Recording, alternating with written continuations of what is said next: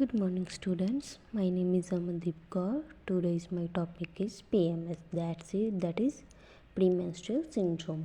Premenstrual syndrome में क्या होता है कि जब मेंसेस आने होते हैं उससे 7-10 दिन पहले ना जैसे क्रैम्पिंग होने लग जाती है, पेन होती है, बैक पेन होती है, हेडेक, मूड स्विंग्स, ये सिम्टम्स शो होते हैं ना। अब इसको डिटेल में पढ़ेंगे। Premenstrual syndrome is a cyclic cluster of behavioral, emotional, and physical symptoms that occurs just prior to menstruation, that is in the luteal phase of the menstrual cycle. There is a cyclic appearance of large number of symptoms during the last 7 to 10 days of the menstrual cycle. इसमें क्या होता है, cramps होंगे, abdominal pain, lower back pain, mood swings, stress, headache, acne, कई patients को pimples भी हो जाती हैं अगर पीरियड से 2-4 दिन पहले। Pathophysiology, the probable causes of conditions are alterations in the level of estrogen and progesterone starting from the mid-luteal phase. Neuroendocrine factors such as decreased synthesis of serotonin and withdrawal of endorphins during the luteal phase. Psychological and psychosocial factors producing behavioral changes. Clinical features: abdominal bloating, breast tenderness, swelling of extremities, depression, anxiety, insomnia, restlessness, decreased concentration, increased appetite, palpitation, nausea, tiredness.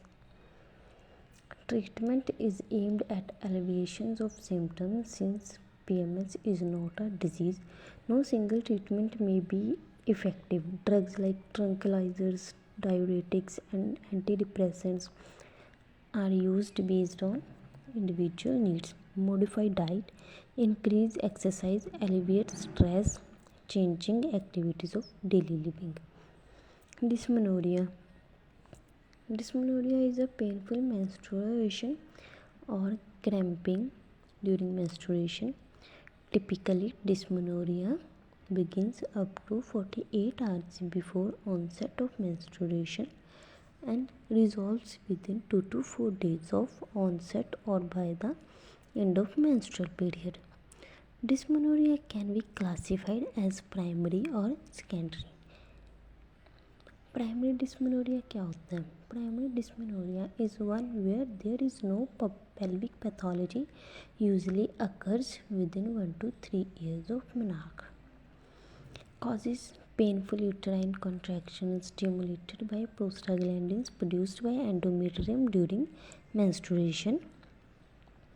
Symptoms: sharp intermittent suprapubic pain radiating to the back or thigh, headache and backache, fatigue, dizziness and syncope, GI symptoms, nausea, vomiting and bloating. Treatment: non-steroidal anti-inflammatory drugs, NSAIDs, started 1 to 3 days before the onset of menstruation to decrease prostaglandin production. Oral contraceptives to decrease endometrial proliferation and production of prostaglandins. Secondary dysmenorrhea. Secondary dysmenorrhea is painful menstruation resulting from a pathologic process. The pain may be related to increasing tension in the pelvic tissues due to pelvic congestions or increased vascularity in the pelvic organs. Causes: chronic pelvic infection, pelvic endometriosis, pelvic adhesions, uterine fibroids, endometrial polyps. Symptoms: dull pain situated in back and front.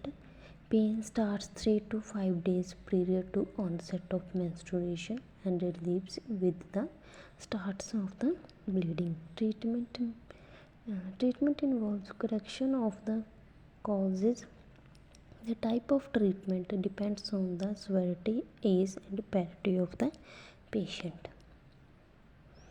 Dysfunctional uterine bleeding. Dysfunctional uterine bleeding is abnormal uterine bleeding without any clinically detectable cause. It occurs most commonly in premenopausal women. Causes hormonal abnormalities such as anovulation, pelvic inflammatory disease, endometriosis, neoplasms. Pathophysiology.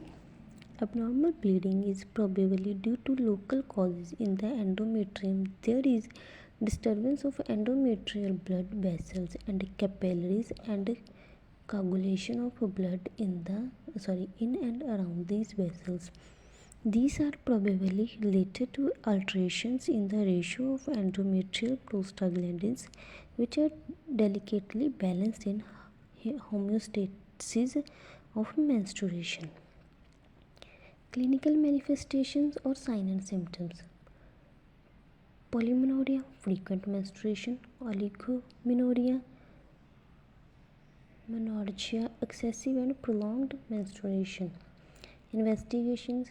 History of the nature of menstrual abnormality, internal examination including speculum examination, blood test, hemoglobin, CBC, platelet, PTI, bleeding time, and thyroid function test, ultrasound and color Doppler, endometrial biopsy. Management journal. Correction of anemia by diet and blood transfusion is required. Oral contraceptives for menstrual cycle regulation. NSAIDs to reduce the amount of menstrual bleeding. Antiprogesterone, mifepristone to inhibit ovulation, induce amenorrhea and reduce myoma size. Hysterectomy is done when abnormal uterine bleeding can't be corrected by conservative treatment. Cryptomenorrhea. Menstruation occurs but there is obstruction to the outflow of blood.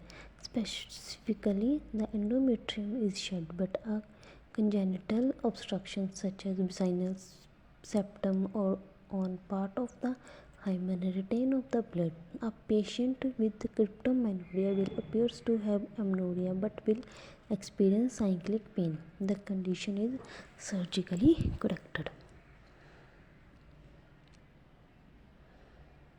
Causes congenital imperforate hymen, acquired vaginal atresia, cervical stenosis.